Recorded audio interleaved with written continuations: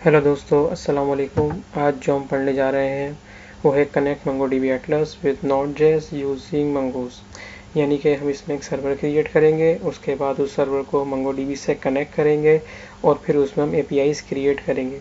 APIs कौन कौन सी होगी हमारी, जो हम पहले भी पढ़ चुके हैं, get, put, delete and post. इन एपीआईज को हम क्रिएट करेंगे विद मंगोडीबी एंड इसको हम डिप्लॉय करेंगे हरिको के ऊपर। तो आइए अपनी कोडिंग को स्टार्ट करते हैं। ये मैंने एक फ़ाइल बना ली है अपने पास dbserver.mjs के नाम से। ये मैं पहले ही बता चुका अपनी वीडियो के अंदर। अगर आपको ये अगर देखनी है इसकी वीडियो तो मैंने डिस्क्रिप्शन में इसके लिंक दिए हुए हैं, आप वहाँ से जाके देख सकते हैं किस तरह हम नोड.जेएस सर्वर बनाएंगे। तो कुछ चीज़ें मैं इसमें पहले से लिख रहा हूँ।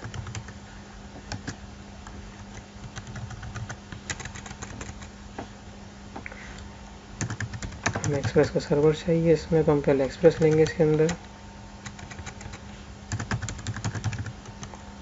देन उसके बाद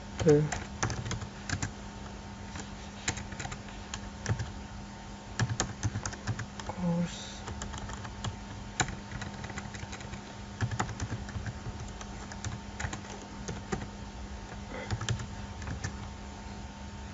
इंपोर्ट, इसमें हम इंपोर्ट करेंगे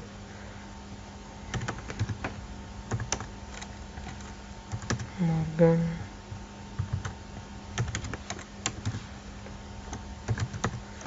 ये पहले ही बता चुका हूँ इसलिए मैं दोबारा नहीं बता रही है। इसमें जो इंपोर्ट करनी है हमें वो मंगोस की लाइब्रेरी है।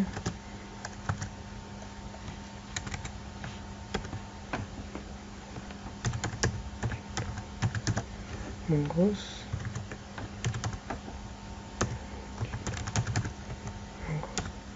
ये हमें कुछ लाइब्रेरीज हमें इसमें ऐड करनी है। किस तरह इंस्टॉल करनी है आपको मैं दोबारा रिपीट कर देता हूँ।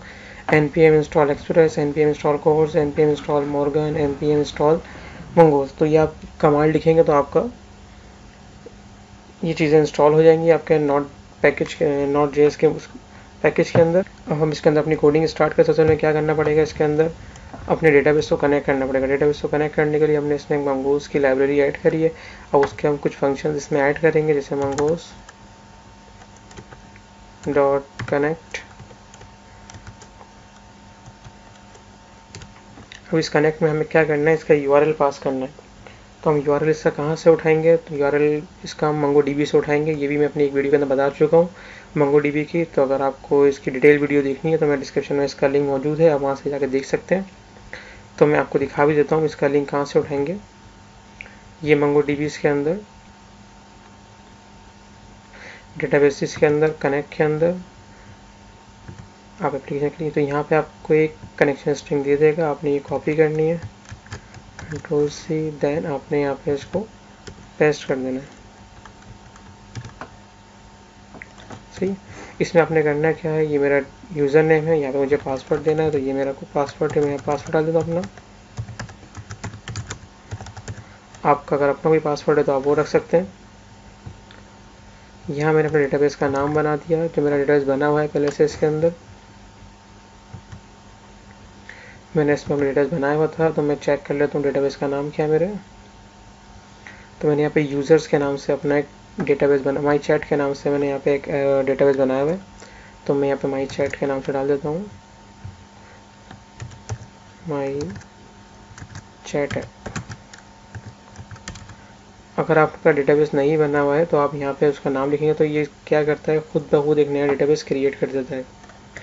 तो यहाँ पे एक तो इस तरीका ये है मंगोस को कनेक्ट करने का, लेकिन इसमें हमें पता नहीं चल पाएगा कि मंगोस हमारा कनेक्ट हुआ है नहीं हुआ। अगर हम चाहते हैं कि जैसे ही मंगोस कनेक्ट हो और हमें कंसोल पे पता चल जाए कि भाई मंगोस हमारा कनेक्ट हो गया है, तो उसके लिए हम क्या करेंगे, सिंपल मैं इसको फिलहाल अभी कमेंट करता हूँ और इसी को कॉपी करता हूँ, देन मैंने पेस्ट करा। अब मुझे इसके अंदर क्या करना है, एक फंक्शन लिखना है। फंक्शन क्या काम करेगा, function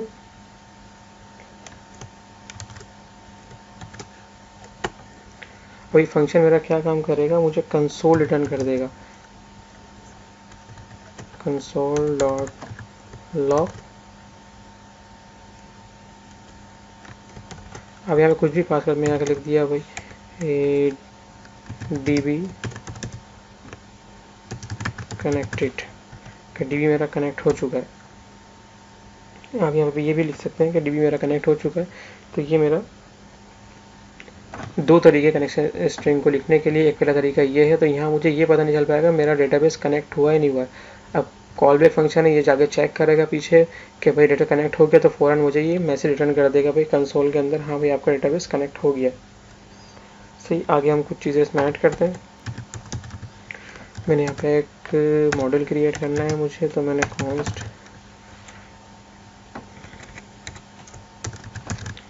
const user mongoose dot model basically क्या है, ये हमारी एक टेम्परेरी क्लास है, इसको क्लास भी कह सकते हैं, इसको ब्लूप्रिंट भी कह सकते हैं। ये हमारे टेबल का नाम है, या इसको आप कह लें कि ये आपके कलेक्शंस का नाम है बेसिकली। अब यहाँ पे आपने क्या करना है कि जो भी आपके पैरामीटर्स इसके अंदर होंगे वो आपने यहाँ पे ऐड करने, जो आपके टेबल्स के अंदर आपको फील्ड्स रखनी है बेसिकली, वो यहाँ पे आपने ऐड करनी है। तो मैंने यहाँ पे रख दिया स्टूडेंट नेम,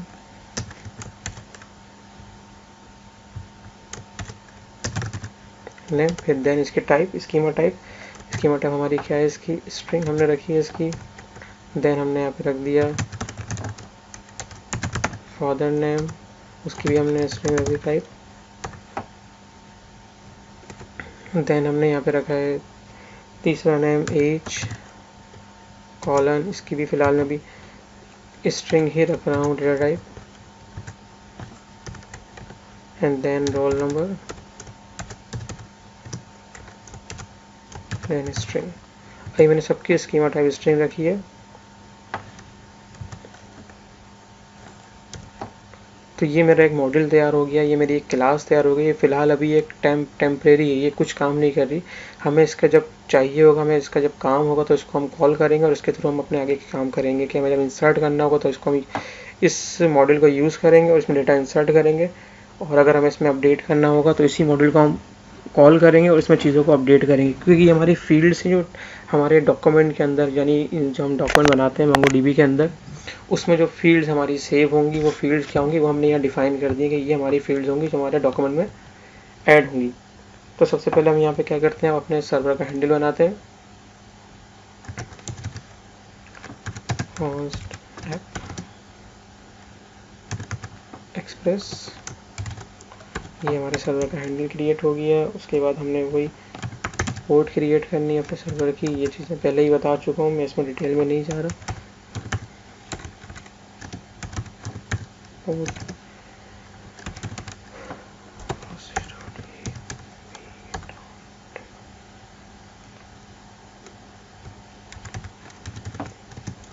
कुछ बच्चे यहाँ मिस्टेक कर देते हैं, पोर्ट को वो लोग स्मॉल से लिखते हैं, जिसकी वजह से उनको आगे मसले आते हैं।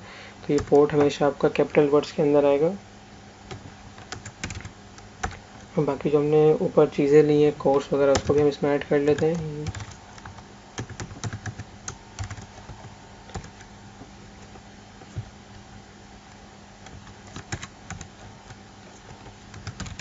App dot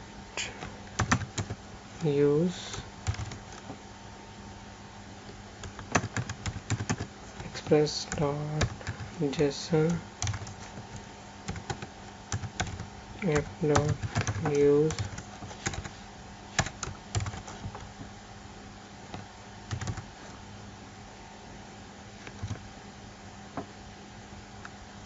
Morgan short. मैंने यहाँ पे मॉर्गन की शायद स्पेलिंग गलत दिख दी है, मॉर्गन सही कर दी है इसको मैंने। यहाँ मैंने अपनी चीज़ें जो मुझे चाहिए थी मैंने ऐड कर ली है। उसके बाद मैं एक अपना फंक्शन बनाऊँगा ऐप डॉट यूज़ का मिडलवेयर यूज़ करते हुए। इसके अंदर मैं क्या करूँगा, request response then next,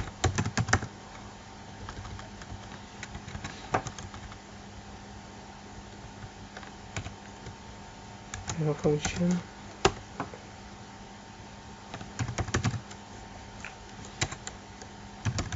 log request ताकि कोई भी रिक्वेस्ट है तो मुझे पता चले कि भाई रिक्वेस्ट आ चुकी है मेरी, तो उसके लिए मैं ये काम कर रहा हूँ। देन नेक्स्ट, ताकि ये अगले मिडिलवेयर में मेरे कॉल हो जाए। अब हमने क्या करना है, इसके बाद हमें एक गेट का बनाना है। हम पहले अब गेट का बना लेते हैं, हम एपीआई पूरी तैयार करते हैं, उसके बाद हम उसको टेस्ट करेंगे।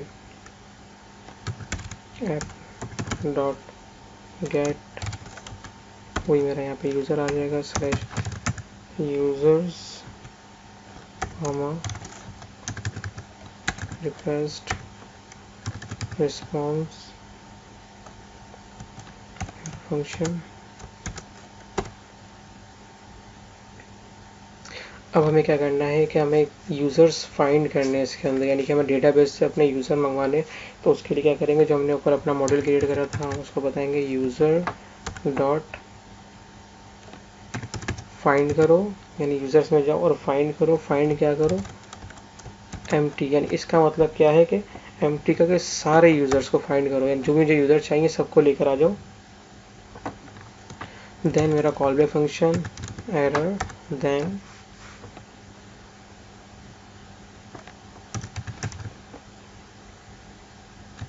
यूज़र्स।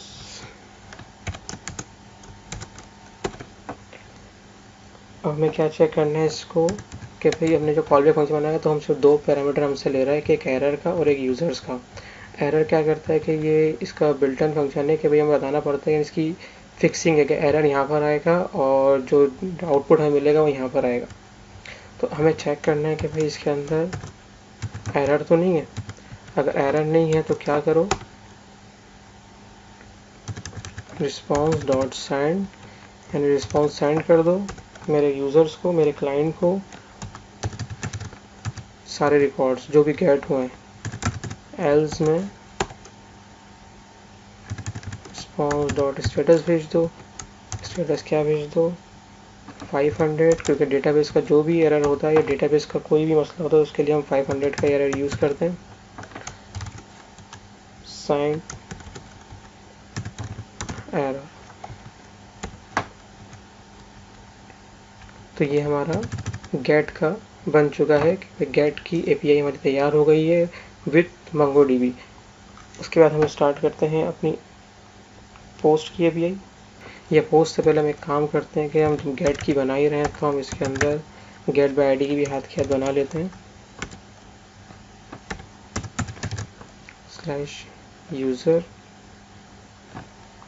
स्लैश कॉलन आईडी आएगी, उसके बाद comma request response arrow function. Arrow function हमारे ES6 में यूज़ होते हैं और हम ES6 ही यूज़ कर रहे हैं इसके अंदर। यूज़र डॉट फाइंड, इसमें बहुत सारे थे, फाइंड बाय आईडी, तो हम फाइंड वन यूज़ कर रहे हैं इसके अंदर। फाइंड वन, उसके अंदर हमारा क्या आ जाएगा, पैरामीटर्स। पैरामीटर्स हमारे क्या पर आएंगे यहाँ पे कि भाई जो हमारा फील्ड का नाम है। अब ये स्लैश आईडी क्या है, स्लैश आईडी ये है कि जब भी हम कोई रिकॉर्ड गेट करते हैं या रिकॉर्ड क्रिएट करते हैं सिस्टम के अंदर या इंसर्ट डॉक्यूमेंट करते हैं तो मंगोडीबी क्या करता है, एक खुद से एक आईडी क्रिएट कर देता है। उसके जो पैरामीटर का नाम रखता है वो स्लैश आईडी अंडरस्कोर आईडी आ रहा होता है। तो हमने बताया कि जो अंडरस्कोर आईडी है वो अगर बराबर है हमारे रिक्वेस्ट डॉट पैरम्स, जो मेरा पैरामीटर्स में आईडी भेजूंगा डॉट आईडी है,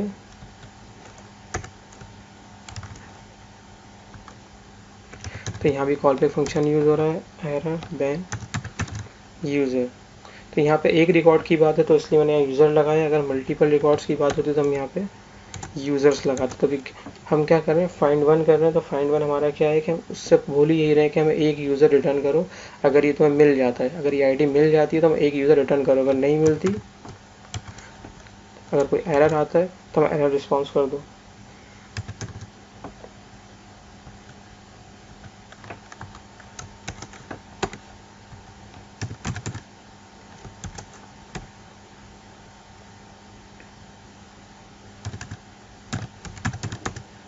सेंड वो यहीं पर आ जाएगा, 500 क्योंकि ये डीबी का है।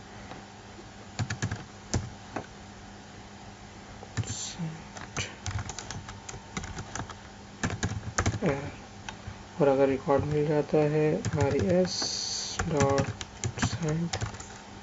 सेंड क्या कर दो यूज़र।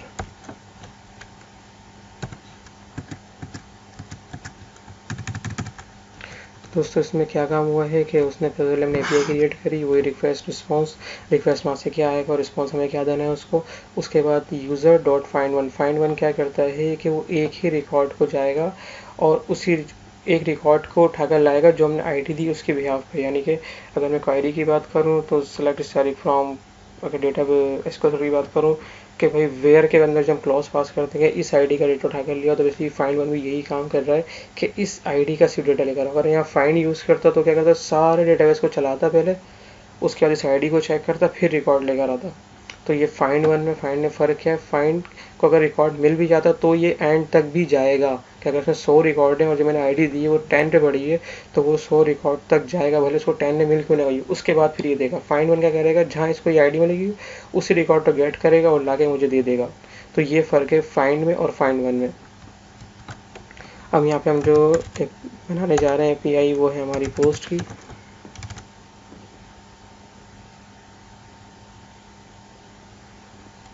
पोस्ट में भी हम इसी तरह काम करेंगे कि भाई स्लैश यूज़र, सिंटेक्स हमारा वही रहेगा यहाँ पे request comma response.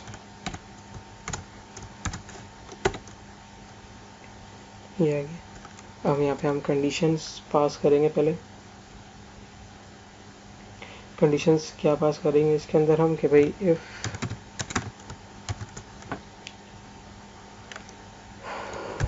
Request dot body dot जो हमारे पैरामीटर्स हैं उसको हम चेक करेंगे one by one.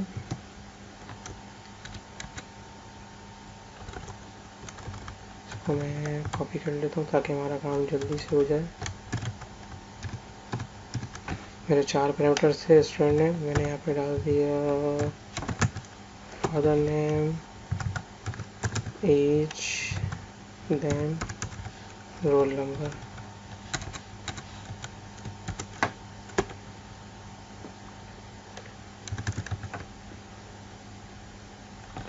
Dot status 400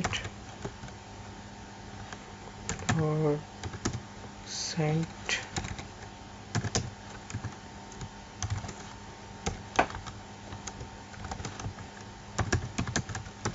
invalid record else const new user बराबर है new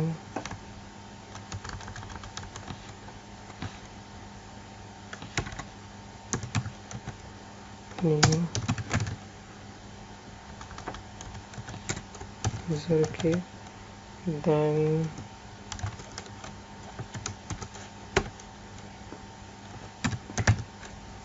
student name colon request dot body dot student name colon. ऐसे ये कॉपी कर लेता हूँ। दूसरा था मेरा यहाँ पे father name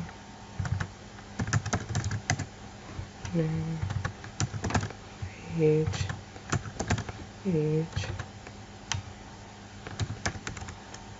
roll number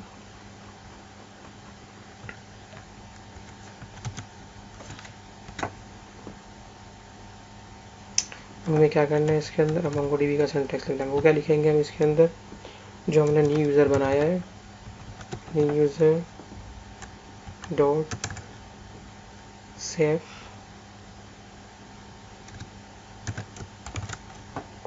safe dot then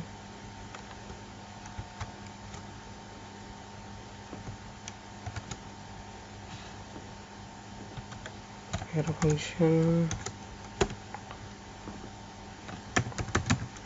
console dot log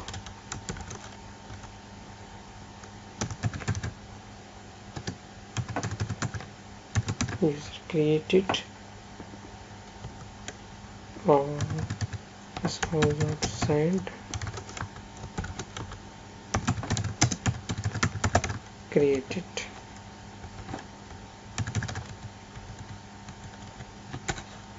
तो इसके अंदर क्या काम कर रहा है कि हमने यूज़र का एक एरे बनाया और किससे हमने बनाया कि जो हमने ऊपर यूज़र का हमने जो मॉड्यूल क्रिएट करा था उसका हमने एक न्यू इंस्टेंस बनाया या न्यू यूज़र बनाया और हम new user dot save then यानी जैसे ही वो सेफ हो देन क्या रिकॉर्ड रिटर्न कर दो, हमें कॉल बैक फंक्शन कर दो कि मेरा जाएगा डेटा को इंसर्ट करेगा डेटाबेस के अंदर और वापसी आके वो हमें बोल देगा कि भाई response dot send user created, जो आपने इसको डेटा दिया है उसने उसको क्रिएट कर दिया अपने डॉक्यूमेंट के अंदर मंगोडीबी के। तो यहाँ तक हमारा काम हो गया है।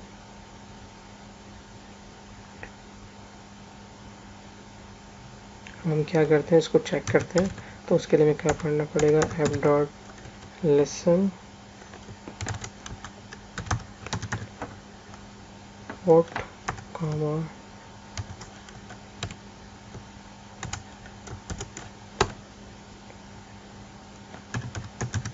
console dot log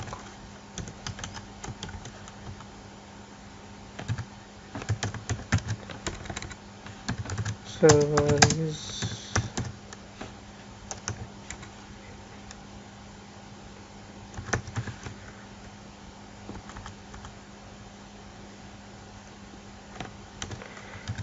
is running। इसको हम चलाते हैं अपने टर्मिनल के ऊपर।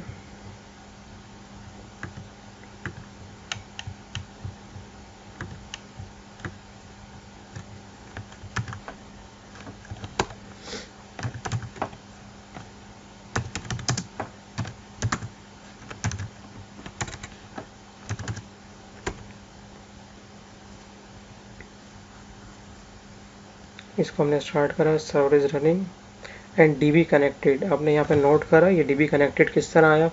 डीबी कनेक्टेड इस तरह आया था, जब मैंने ऊपर कोड लिखा था तो मैंने उसको बताया था कि मुझे बताना भी कि मेरा डेटाबेस कनेक्ट हुआ है या नहीं हुआ। अगर मैं ये नहीं करता तो मुझे यहाँ पता नहीं चलता कि मेरा डेटाबेस कनेक्ट हुआ है नहीं हुआ है। तो ये करने का एक फ़ायदा ये है कि आपको जैसे ही आपका सर्वर स्टार्ट होगा तो वो यहाँ पे आपको बता देगा सर्वर इज रनिंग, जबकि पोर्ट मिल गई है उसको, उसके बाद नहीं बताएगा डेटाबेस कनेक्टेड, जो आपने कनेक्शन स्ट्रिंग इसको पास करिए ये ओके है और आपका डेटाबेस कनेक्ट हो चुका है। तो हम इसके अंदर अपना एक कोई रिकॉर्ड भी सेव करके चेक करते हैं। मैं इसके अंदर इसका पहले जूम कम करता हूँ क्योंकि कुछ फंक्शन इसमें आ नहीं रहे मेरे पास। जूम आउट करा इसको मैंने, थंडर क्लाइंट मेरे यहाँ पे खुल गया है। अब पहले मैं यहाँ पे गेट की चलाता हूँ रिक्वेस्ट, तो देखिए रिक्वेस्ट कम भी आया यहाँ पे और मेरे सारे रिकॉर्ड जो इसमें सेव थे यहाँ पर उठकर आ चुके हैं डेटाबेस के अंदर। और यहाँ पे देखिए जो हमने काम करा था कि जो हमने अपना एक खुद का मिडलवेयर बनाया था ऐप डॉट यूज़ करके, पहले रिक्वेस्ट वहाँ पर है क्या रिक्वेस्ट आई है ताकि हमें अपने टर्मिनल पर पता चलता रहे रिक्वेस्ट क्या आई है। अब हम क्या करते हैं इसमें कोई रिकॉर्ड इंसर्ट करते हैं। इंसर्ट करने के लिए हम क्या करेंगे पुट यूज़ करेंगे।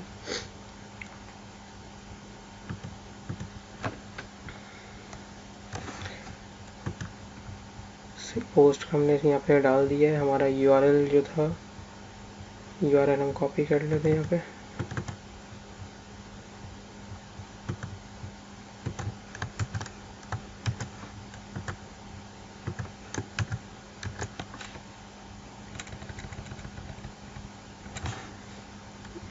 यहाँ बॉडी हम बताते हैं हम, लेकिन यहाँ नाम चेंज कर देते हैं। हमने यहाँ नाम डाल दिया user1, यहाँ पे डाल दिया फादर, यहाँ पे 28123। इसको हम चला के चेक करते हैं। हमारा जो पोस्ट वाला काम हमने करा है इंसर्ट वाला वो सही है या नहीं, इसको हम सेंड करते हैं। तो देखें दोस्तों, इसने रिस्पांस दे दिया 200, यानी हमारा जो काम है वो ओके है।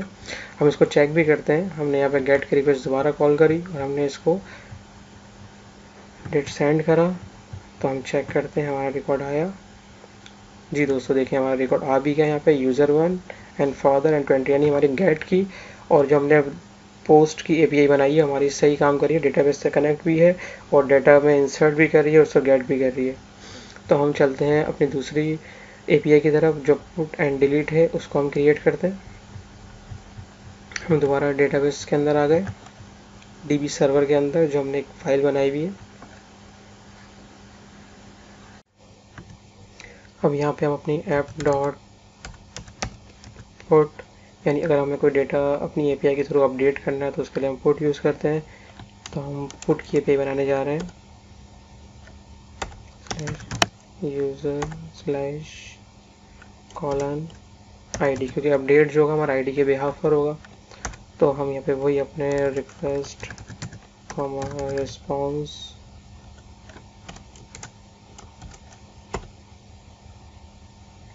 अब हमें क्या करना है, इसके अंदर हमें एक एम्प्टी एरे बनाना है, एम्प्टी ऑब्जेक्ट बनाना है। तो हम किस तरह बनाएंगे, लेट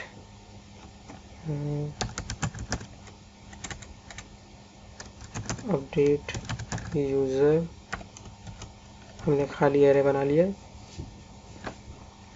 उसके बाद हम क्या करेंगे, इसके अंदर इफ अगर request dot body dot student name,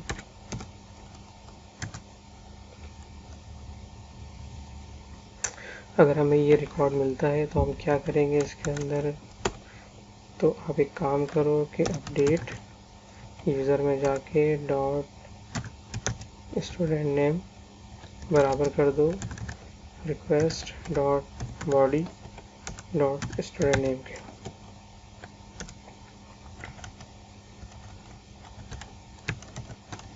यानी हमारी न्यू अपडेट यूज़र की क्लास में जाके इसको अपडेट कर दो। अब मैंने यहाँ पे अलग अलग बना ली है, तो कॉपी कर ली है, क्योंकि मेरे 4 पैरामीटर्स लिए हुए हैं तो मैं 4 ही बनाऊंगा। यहाँ पे father name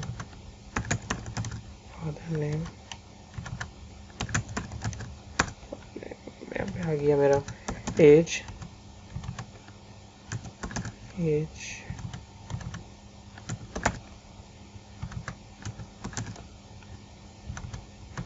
then roll number,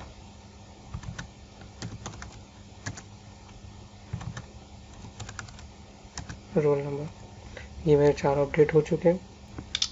अब मुझे क्या करना है, इसके अंदर अपने यूज़र को अपडेट करना है। तो यूज़र को अपडेट करने के लिए इसने जो मुझे यहाँ पे फंक्शन दिया है वो है user dot find by ID and update, find by ID and update. ये हमसे कुछ पैरामीटर्स लेगा। पहला क्या है कि रिक्वेस्ट डॉट पैरम्स, कि मुझे आईडी बताओ कौन सी आईडी है जिससे मुझे अपडेट करना है। तो मैंने इसको आईडी बता दिए। कम उसके बाद क्या अपडेट करना है वो बताओ मुझे, मैंने बता दिया अपडेट यूज़र करना है। देन उसके बाद इसमें एक ऑप्शन है न्यू कॉलन ट्रू। ये क्या काम करता है, मैं जब एपीआई चलाऊंगा अपनी तो मैं फिर आपको बताऊंगा क्या काम करता है। ऐसे आपको समझ में नहीं आएगा अभी।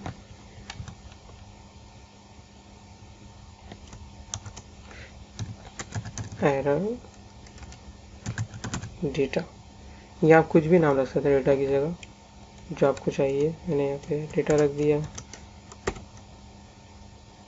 अब मैं क्या चेक करूँगा, इफ अगर एरर नहीं है तो क्या करो, रिक्वेस्ट सेंड, डेटा को सेंड कर दो। एल्स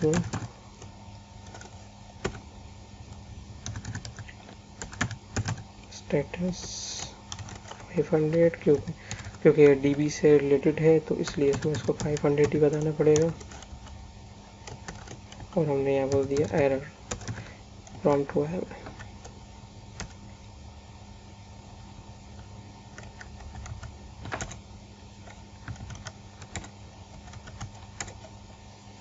तो दोस्तों समझ में आया हमने क्या करा, user dot find by ID and update. इसके और ये हमसे कुछ पैरामीटर्स मांगता है। पहला क्या है कि भाई ये जो ID किस ID पे अपडेट करना है, दूसरा अपडेट यूज़र, तीसरा है न्यू ट्रू। अब मैं यहाँ पे फ़िलहाल इसको फॉल्स करता हूँ, सही, ताकि आपको समझ में आए। कंट्रोल S करा मैंने, अपने सर्वर को मैंने स्टॉप करा। अब मैं इसको दोबारा चलाता हूँ, फिर आप चेक करिएगा इसमें हुआ क्या है, कि ट्रू क्यों लिखते हैं यहाँ पे, इसकी वजह क्या है। मेरा सर्वर स्टार्ट हो गया है, डेटाबेस कनेक्ट हो गया है। अब मैं यहाँ पे जाता हूँ पुट के ऊपर, कि पुट मुझे कोई अपना डेटा अपडेट करना है इसके अंदर। मैं पुट पे गया, मैंने यहाँ पे सबसे पहले गेट करता हूँ कोई सा रिकॉर्ड, मैंने यहाँ पे सेंड करा अपना स्टेटस। मैं इसको जो लास्ट जो मैंने इसको इंसर्ट करा था मैं उसी को अपडेट करता हूँ। मैंने यहाँ पे इसकी ID गेट कर ली, पुट पे गया, पुट की URL मैंने क्या करा, ये ID भेजी और मैंने इसको डेटा बताया कि भाई काम करो, जो मेरा स्टूडेंट नेम है उसको तुम कर दो डमी डेटा कर दो, और सेंड कर दो।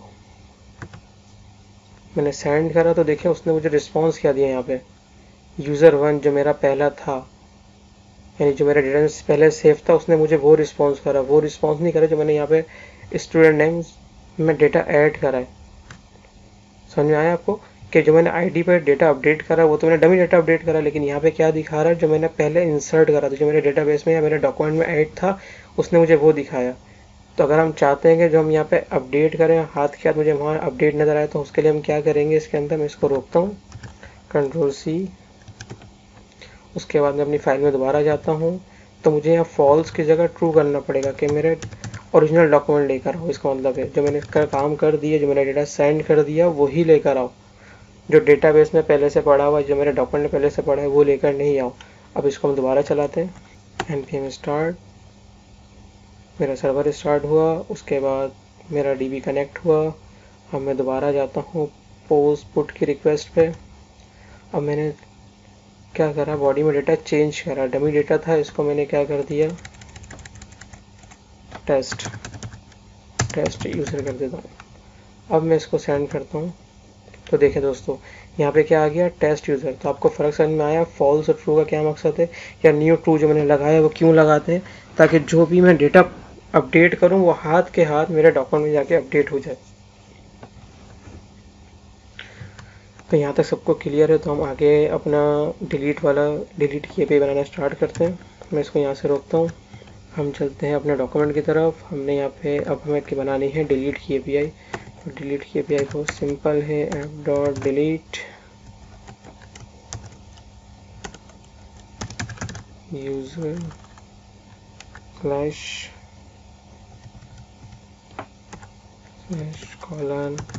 ID, request response arrow function. अब मुझे यहाँ पे क्या करना है कि सबसे पहले अपने मॉडल को कॉल करना है यूज़र डॉट। अब मुझे इसका फंक्शन बताना है किस फंक्शन से मुझे अपनी ID रिमूव करनी है या डिलीट करनी है। तो यहाँ पे हम जो यूज़ करेंगे find by ID and remove को हम यूज़ करेंगे। इसके कुछ पैराम्स हैं, वो हम पास करेंगे। पहला पैरामीटर वही है request dot params dot ID, कि पहले मुझे ID दो, उसके बाद मैं आपको बताऊंगा कि इसमें एरर तो नहीं है, तो अगर नहीं होगा तो मैं आपको डेटा सेंड कर दूंगा।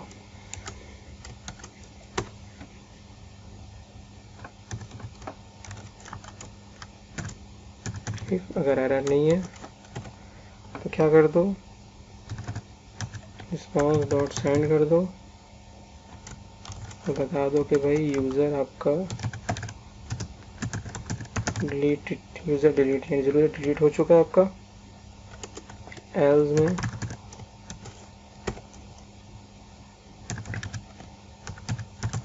Status 500 dot send error. तो यहाँ पे हमारी डिलीट की API बन चुकी है दोस्तों। तो हमने यहाँ पे अपना जो काम था वो कंप्लीट कर लिया है। कि हमने सबसे पहले क्या करा कि कुछ चीज़ें जो हमें इंपोर्ट करनी थी, कुछ लाइब्रेरीज हमें इंपोर्ट करनी थी इस काम को करने के लिए, फिर सबसे पहले हमने वो इंपोर्ट करी। उसके बाद हमने कनेक्शन को दो तरीक़ों से पढ़ा। एक सिंपल कनेक्शन है, वो हमें नहीं बताएगा कि भाई आपका डेटाबेस कनेक्ट हुआ या नहीं हुआ। अगर हम इसको यूज़ करते हैं तो ये बताएगा कि भाई आपका डेटाबेस कनेक्ट हो गया है, अब आप इसमें काम स्टार्ट कर सकते हो। तो उसके बाद हमने एक यूज़र का मॉडल क्रिएट करा। उसके बाद हमने वही जो हम पिछली वीडियोस में पढ़ चुके हैं, सारा वही काम है, बस सिंपल इसमें कुछ चीज़ें ऐड हुई हैं कि यूज़र डॉट फाइंड, कि अगर मुझे कुछ रिकॉर्ड गेट करना है डेटाबेस से तो मैं यूज़र डॉट फाइंड करूँगा, और MTR है मतलब जितना भी रिकॉर्ड्स पड़ा है सब उठा कर लेकर आ जाओ। उसके बाद हमने एक बनाई यूज़र बाय आईडी के हिसाब से, तो फाइंड वन मतलब जो आईडी मैं इसको दूंगा वही रिकॉर्ड यहाँ पे गेट करके लेकर आ जाएगा। देन हमने बनाई यहाँ पे पोस्ट हमें क्या, अगर कोई डाटा ऐड करना है तो उसके लिए हम सिंपली क्या करेंगे कि उसको model dot save dot then, हम इसको सेव कर दो। डॉट देन मतलब इसके बाद इसको मैसेज प्रॉम्प्ट कर दो कि भाई आपका यूज़र क्रिएट हो गया है। तो आज की वीडियो में हमने क्या पढ़ा कि भाई नोड.जेएस सर्वर को हम मंगोडीबी से कैसे कनेक्ट करते हैं और उसमें किस तरह APIs बनाते हैं। तो अगर आपको मेरी वीडियोस पसंद आई हो तो प्लीज़ मेरे चैनल को सब्सक्राइब करें और मेरे चैनल्स को लाइक करें और शेयर करें। इसकी जो अगली वीडियो बनाने जा रहा हूँ मैं वो होगी हमारी जो हमने ये API बनाई है अपनी जो नोड.जेएस सर्वर को मंगोडीबी से कनेक्ट करा है, इसकी जितनी भी APIs हैं उसको हम क्लाइंट के थ्रू एक्सेस करें अपने सर्वर को। तो हरीको पर डिप्लॉय करने का तरीका मैं ऑलरेडी अपनी एक वीडियो बता चुका हूँ, उसका लिंक भी मैं डिस्क्रिप्शन में डाल दूंगा। तो मैं इसको हरीको पर डिप्लॉय करूँगा, देन उसको मैं क्लाइंट के थ्रू एक्सेस करूँगा इन APIs को, जब हमने डेटाबेस में इंसर्ट करेंगे, अपडेट करेंगे, डिलीट करेंगे उन सबको। तो दोस्तों अगर मेरी वीडियो पसंद आई है आपको तो प्लीज़ लाइक शेयर और कमेंट ज़रूर करें। अगर आप चाहते हैं मैं इसकी पूरी एक सीरीज़ बनाऊँ नोड.जेएस की और मंगोडीबी की तो मुझे कमेंट्स में ज़रूर बताएं। ओके, थैंक यू, अल्लाह हाफिज़।